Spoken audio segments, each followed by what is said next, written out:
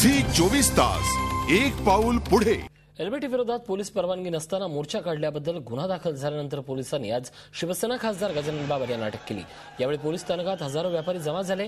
अटक करताना गजानन बाबर यांनी जोरदार शक्ती प्रदर्शन करत पोलीस स्थानकासमोरच भाषण केलं। बाबर यांच्याबरोबर 150 व्यापाऱ्यांना ताब्यात घेऊन नंतर सोडण्यात आलं। व्यापाऱ्यांचं नेतृत्व करत मतदारसंघाची मोर्ची बांधणी करणाऱ्या गजानन बाबर यांनी एलबीटीला विरोध राहणार असल्याचं स्पष्ट केलंय। पोलिसांच्या समोर आमचे मालधारक किंवा मॉलचे मालक आहेत त्यांना विनंती करतो,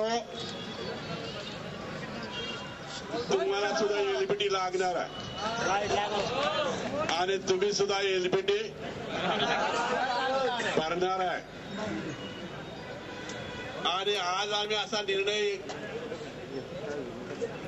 एलबीटी वाल्याला सांगतो की मॉलवाल्यांना, मॉल जनता गिराईक नाही, आम्ही सुद्धा त्यांचे गिराईक आहोत,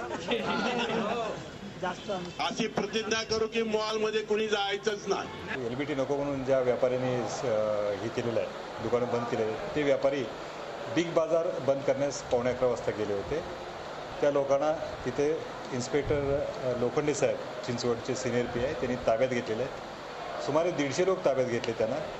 आणखीन पोलीस स्टेशनला त्यांना आणून त्यांना तात्पुरतं स्थानबद्ध करण्यात आलेलं होतं। त्याच्यामध्ये त्यांचे नेते खासदार गजानन बाबर साहेब, त्याचप्रमाणे एकनाथ पवार हे देखील यांचा देखील त्यामध्ये समावेश आहे। त्यांना डिटेन करून नंतर सोडण्यात आलेलं आहे। झी 24 तास एक पाऊल पुढे।